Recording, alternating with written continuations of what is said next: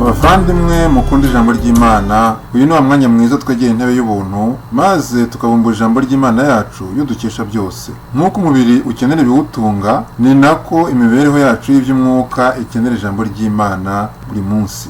Ibihe byose waba urimo, waba urwaye, waba ubabaye cyangwa se unezerewe, ufite akazi cyangwa se utagafite, ukeneye kumva ijambo ry'Imana kugira ngo riguhumurize. Tugiye kurebera hamwe amagambo afite umutwe uvuga ngo kugaruka kwa Yesu, ibyiringiro by'umugisha. Ni mu kiganiro ijambo rihumuriza gitambuka kuri channel God Answers MTV, mugezwaho nanjye Jean-Luc Munyampeta. Dusenge. Uwiteka Mana yacu, tugushimiye ko uhorobana natwe, tugushimiye ko wadusigiye umwuka wera kugira ngo ahora twibutsa kwiga ijambo ryawe. Turagusabye ngo uyu mwanya tugiye kumara twiga ijambo ryawe ritubere umucyo utumurikira mu nzira yacu, kandi ijambo ryawe rigumye kuduha ibyiringiro byo kuzakubona ubwo uzaba utungutse ku bicu. Tubisabye mu izina rya Yesu, amen. Turashaka kwigira mu ijuru, Yesu yaduteguriye kugira ngo tuve mu miruho, n'amarira zigera mu ijuru. Ibishuko byose byo mu isi tuzabikizwa no gusenga Imana. Dukwiriye guhora dusenga, nibwo tuzabasha gutsinda umwanzi. Tubumbure Bibiliya zacu maze dusome muri Yohana igice cya 14 umurongo wa mbere tugeze ku wa 4.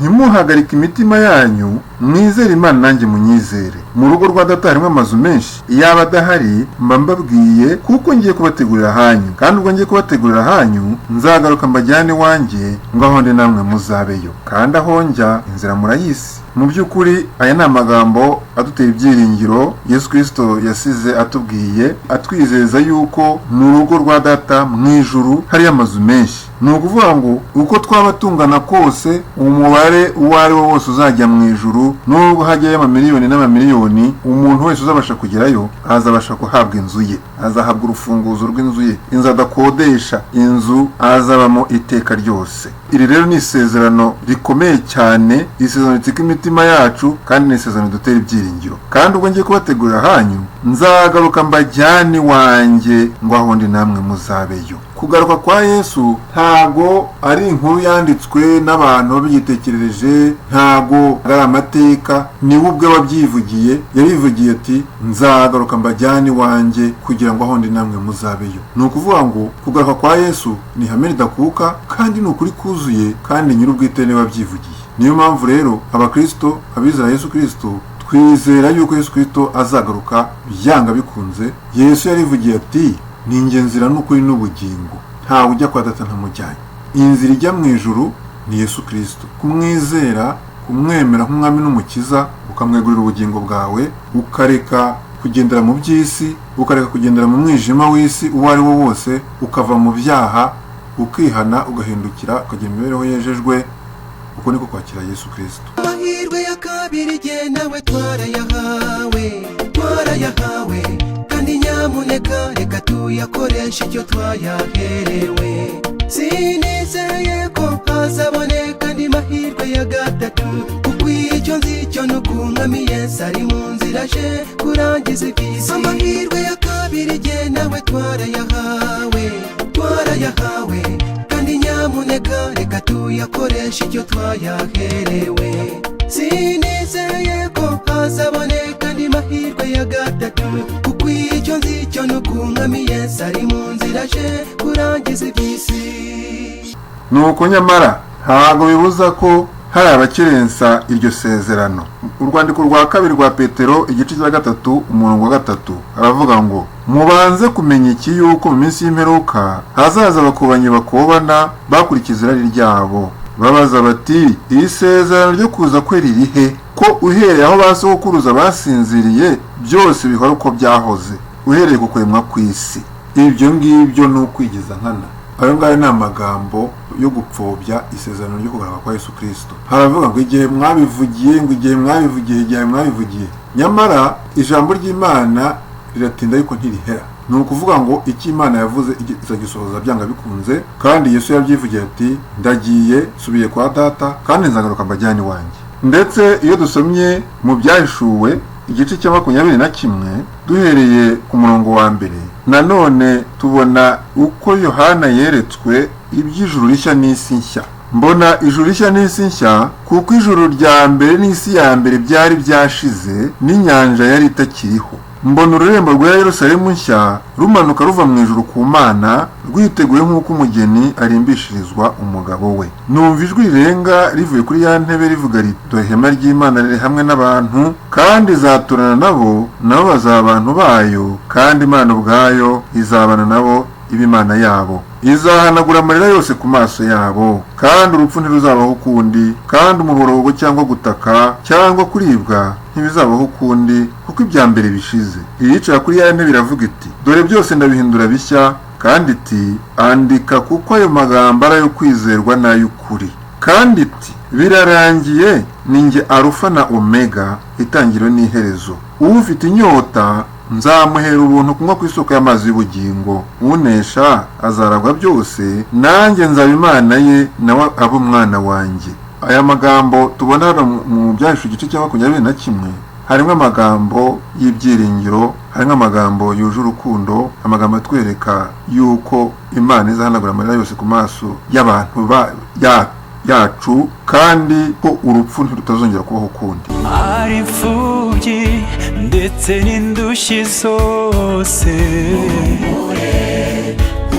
tuzahozwa imibabaro mwatewe n'iyi si yose, twiteguye kutugoboka n'ibyishimo n'umunezero bazaba bataje mu ijuru.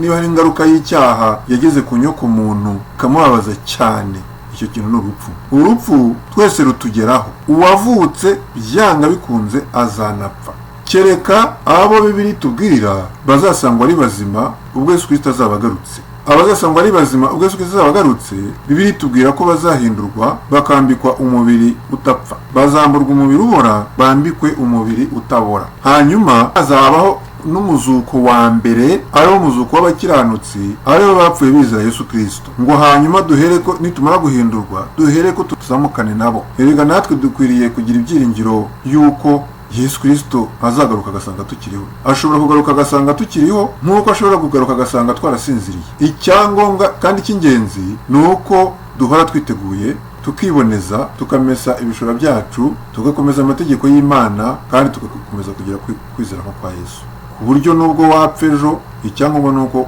usinzira umwizeye, kuko Yesu Kristo nagaruka azahamagara amazina y'abasinziriye bamwizeye, maze bose bakanguke, twese tuzamuka kumusanganira mu kirere.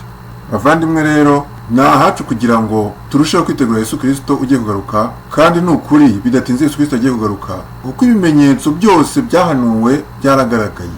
Ndetse ubu icyo dusabwa twebwe nk'abana b'Imana bamaze kwakira Yesu Kristo ni ukubwiriza ubutumwa bwiza dukoresheje impano zacu, dukoresheje ubutunzi bwacu, dukoresheje igihe cyacu, kugira ngo n'abataramenya Yesu Kristo bamumenye, kugira ngo ubutumwa bwiza bw'iteka ryose bugere mu mahanga yose no mu miryango yose no mu ndimi zose, kugira ngo benshi babwumve maze bihane, maze bitegure kugaruka kwa Yesu. Dusaba Imana kugira ngo nk'uko Yesu yavuze ati ningera nzabasigira umwuka wera, dusaba Imana kugira ngo nidusukire umwuka wera maze tubashe gukora umurimo wayo, kandi tubashe no kumwitegura ubwo azagaruka azaduha ikamba ry'ubugingo. Nibyo mbambariza nanjye niyambariza mu izina rya Yesu.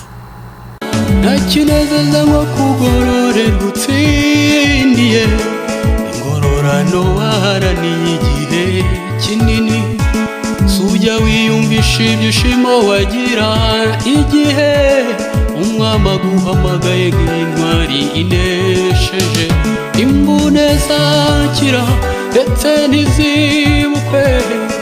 Iyo nkuru ntabwo wayiceceka na busa, kandi ari hano mwese bitaramba na gato. Bigereranye Yesu aje azacura iki? tuzambikwa kuguruka, dusanganire umukiza, tuzamburwe ishusho y'isi.